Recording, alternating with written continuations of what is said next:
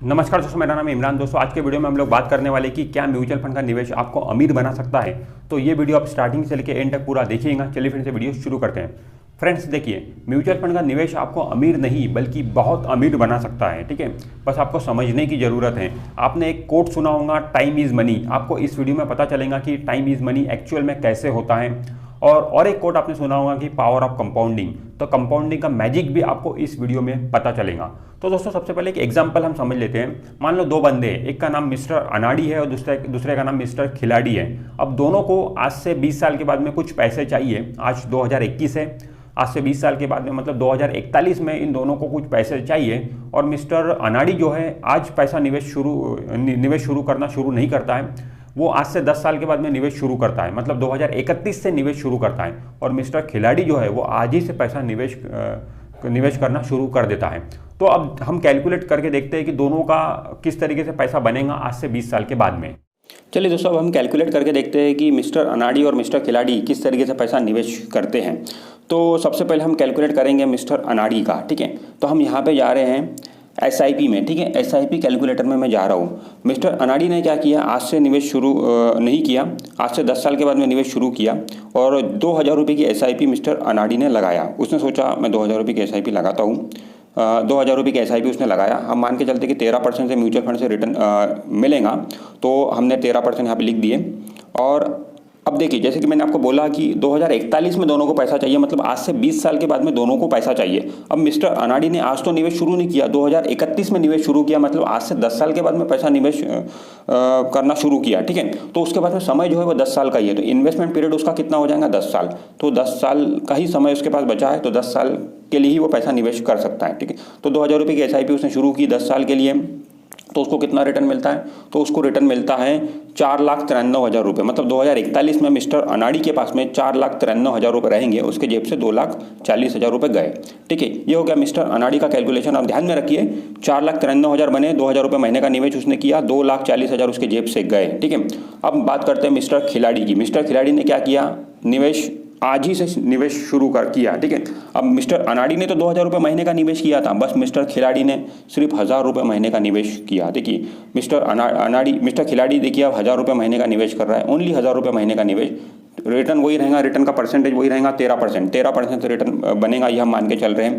और investment period अब mister खिलाड़ी के पास में है 20 ईयर्स, क्योंकि मिस्टर खिलाड़ी क्या कर रहा है, आज ही पैसा निवेश करना शुरू कर रहा है। ठीक है, तो उसके पास में पूरे के पूरे 20 साल है। 2041 में उनको पैसा चाहिए, तो पूरे 20 साल है, तो 1000 रुपये महीने का निवेश कर रहा है।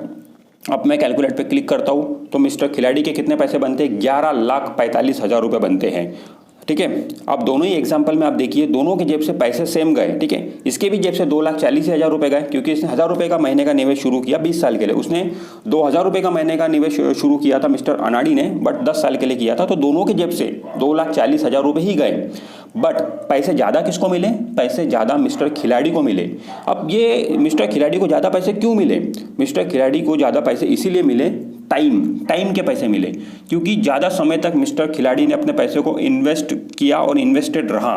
ठीक है, इसीलिए मिस्टर खिलाड़ी को ज़्यादा पैसे मिले, मतलब टाइम के पैसे मिस्टर खिलाड़ी को मिले।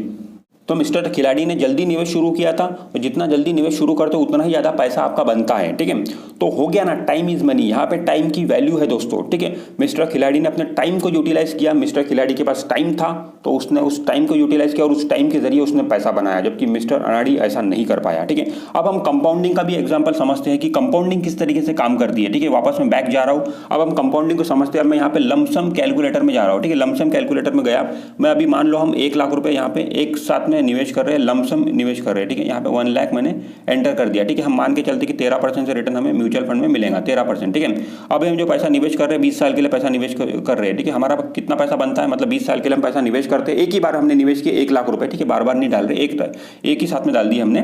तो हमारे जो पैसे बनते हैं वो बनते हैं 13,27,000 रुपये। ठीक है, 13 लाख रुपये बनते हैं, मतलब 20 साल के लिए निवेश किया हमने, 1 लाख रुपये को छोड़ दिया 20 साल के लिए, तो हमने 13 लाख रुपये बनाए। ठीक है, हमारे जेब से 1 लाख गए थे। ठीक है, अभी आप देखिए कंपाउंडिंग किस तरीके से काम करती है। ठीक है, अभी मैं यहाँ पे शेड्यूल में जाता हूँ। शेड्यूल में जाके देखिए, पहले साल जो आपने 1 लाख रुपए निवेश किए थे, 2021 वाला साल जाने दीजिए, क्योंकि उसमें 2-4 ही महीने बाकी है, तो वो जाने दीजिए। ठीक है, 2022 से आप देखिए, 2022 में जो आपका ओपनिंग बैलेंस था वो 1,05,000 था, क्योंकि 1 लाख जो आपने ओरिजिनल निवेश किया वो, और 5 लाख रुपए आपने 2021 में कमाए। ठीक है, रिटर्न जो मिला आपको, तो आपके ओपनिंग बैलेंस 1,05,000 हो गया। अब ये 1,05,000 रुपये की अमाउंट पे आपको रिटर्न मिलेगा, तो आपको जो कि 14,000 रुपये का रिटर्न मिला 2022 में, 2023 में आपको 16,000 का रिटर्न मिला, 2024 में 18,000 का रिटर्न मिला। तो आप देख रहे हो कि हर साल जो आपको रिटर्न मिल रहा है वो बढ़कर मिल रहा है, अमाउंट बढ़कर मिल रही है। वो अमाउंट बढ़ कैसे रही है? वो अमाउंट इसीलिए बढ़ रही है क्योंकि जो रिटर्न मिल रहा है वो प्रिंसिपल अमाउंट में जाके ऐड हो जा रहा है, ठीक है, और उस अक्यूमुलेटेड अमाउंट पे, टोटल अमाउंट पे आपको रिटर्न मिल रहा है। इसीलिए हर साल आपका जो रिटर्न मिलने वाली जो रिटर्न मिल रहा है, इंटरेस्ट अर्न, वो आपको हर साल ज़्यादा मिल रहा है। तो इस तरीके से आपका पैसा बन रहा है, ठीक है, मतलब ये पावर ऑफ कंपाउंडिंग का बेनिफिट मिल रहा है, मतलब पैसे पे पैसा बन रहा है, ठीक है, चक्रवृद्धि ब्याज जिसे हम बोलते हैं। तो उस तरीके से दोस्तों ये पैसा आपका बन रहा है, ठीक है।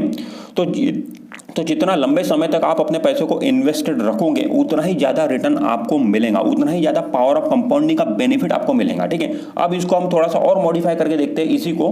अभी हमने 1 लाख रुपए जो निवेश किया था लमसम, ठीक है, जो कि 20 साल के लिए हमने निवेश किया था, अब उसको हम थोड़ा पीरियड बढ़ा के देखते हैं। इसमें सिर्फ हम पीरियड बढ़ाते हैं, 20 साल की जगह हम इसे 30 साल का निवेश बना देते हैं, ठीक है। मतलब अब 30 साल के लिए 1 लाख रुपए लगा के हमने छोड़ दी, तो अब हमारे कितने पैसे बनते हैं, ठीक है। अब हमारे जो पैसे बनते हैं वो 48 लाख रुपए बनते हैं। अभी आप ध्यान से देखिए, जब हमने 20 साल के लिए 1 लाख रुपए निवेश करके छोड़ दिए थे तो हमारे सिर्फ 13 लाख रुपए बने थे, और अभी हमने सिर्फ 10 साल का पीरियड बनाया, 20 साल की जगह पे 30 साल के लिए पैसा हम निवेश कर रहे हैं, तो हमारे 48 लाख रुपए बन रहे हैं, मतलब डबल से भी ज्यादा पैसे बन रहे हैं।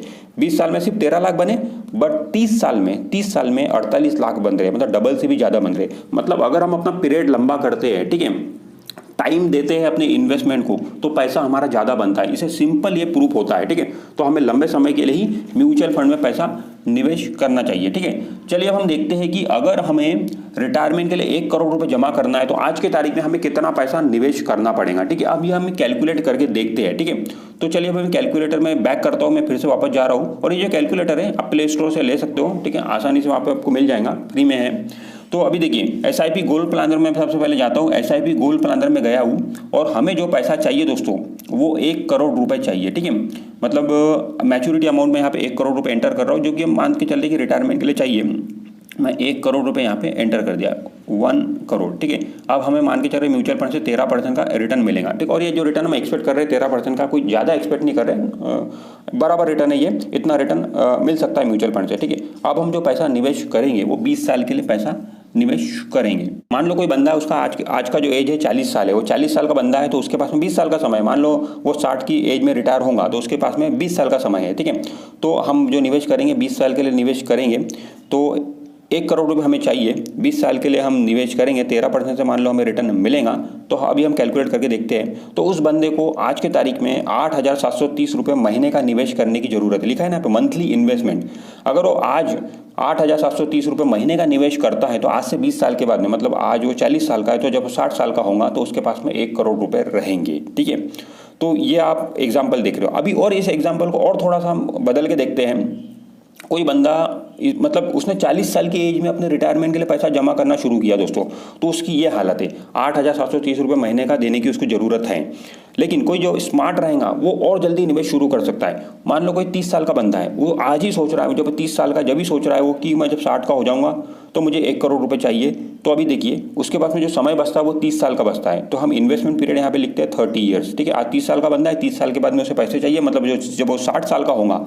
तो अब इसको हम कैलकुलेट करके देखते हैं, अगर 1 करोड़ रुपए उसको बनाना है तो कितना महीने का निवेश शुरू करना पड़ेगा। अब देखिए उसको जो निवेश शुरू करना पड़ेगा 2262 रुपये सिर्फ महीने का। अगर वो 2262 रुपये भी निवेश करेगा तो आज से 30 साल के बाद में, मतलब जब वो 60 साल का हो जाएगा तो उसके हाथ में 1 करोड़ रुपये रहेगा। तो ये होता है दोस्तों फर्क।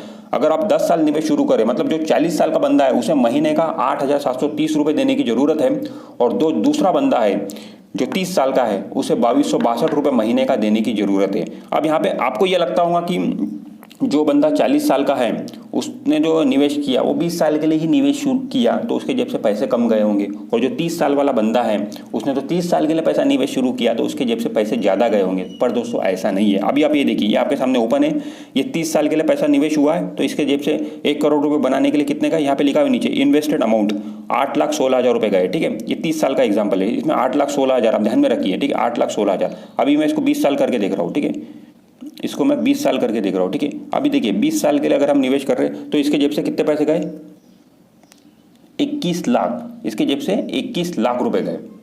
इसके जेब से 21 लाख रुपए गए। आप ध्यान से देखिए, 20 साल के लिए बंदा निवेश कर रहा है तो इसके जेब से 21 लाख रुपए गए, तब जाके इसके 1 करोड़ रुपए बने। और जो 30 साल वाला एग्जाम्पल था, उसके जेब से सिर्फ 8 लाख गए थे। आप ये फिर से एक बार देखिए, ये 20 साल है, 20 साल के लिए इसने पैसा निवेश किया, ठीक है, 8,730 रुपये, तो इसके जेब से 20 साल में 21 लाख रुपए गए, ठीक है। अभी देखिए मैं इसको 30 साल कर रहा हूँ, ठीक है, इसको मैं 30 साल कर रहा हूँ, तो 30 साल करने के बाद में कितने जा रहे हैं इसके जेब से पैसे?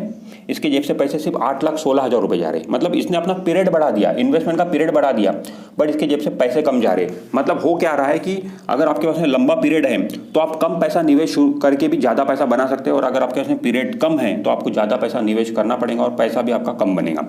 तो दोस्तों इस तरीके से यहाँ पे म्यूचुअल फंड में आप रिटर्न बना सकते हैं, बस थोड़ा सा दिमाग लगा के। और मतलब लंबे समय के लिए अगर म्यूचुअल फंड में पैसा निवेश करेंगे तो डेफिनेटली हम अच्छी खासी अपनी वेल्थ बना सकते हैं। देखिए दोस्तों, पैसा कमाने के लिए 2 चीज़ों की ज़रूरत होती है। एक होता है पैसा जो कि इन्वेस्ट करने के लिए आपको लगता है, और दूसरा होता है टाइम। अगर आपके पास में पैसा कम है तो टाइम तो आपके पास में है, तो उस टाइम को यूटिलाइज करो और उसके ज़रिए पैसा निवेश करो, और लॉन्ग टर्म के लिए पैसा निवेश करो। जितना लॉन्ग टर्म के लिए आप स्टॉक मार्केट या फिर म्यूचुअल फंड में पैसा निवेश करोगे उतना ही ज़्यादा रिटर्न आपका बनता है। तो लॉन्ग टर्म के लिए अगर आप निवेश करोगे तो आपके जेब से पैसा कम जाता है और बदले में आपको ज़्यादा पैसा मिलता है। और अगर आप लेट निवेश शुरू करोगे, ठीक है, छोटे ड्यूरेशन के लिए पैसा निवेश करोगे, तो आपके जेब से पैसा ज़्यादा जाता है और आपको रिटर्न में पैसा कम मिलता है। तो मुझे उम्मीद है कि आप समझ गए होंगे कि किस तरीके से म्यूचुअल फंड में हमें पैसा निवेश करना चाहिए, लंबे समय के लिए पैसा निवेश करना चाहिए, और हमेशा इन्वेस्टेड रहना चाहिए। जब तक हमारा गोल आता नहीं है तब तक पैसे को बाहर निकालना नहीं चाहिए। तो फ्रेंड्स, आज के वीडियो में इतना ही। अगर ये वीडियो आपको अच्छा लगा है तो वीडियो को लाइक जरूर कर दीजिए, और आपने अभी तक हमारे चैनल को सब्सक्राइब नहीं किया है तो चैनल को सब्सक्राइब करके बेल आइकन जरूर प्रेस कर दीजिए। मैं मिलता हूँ आपसे नेक्स्ट वीडियो में, तब तक के लिए बाय बाय।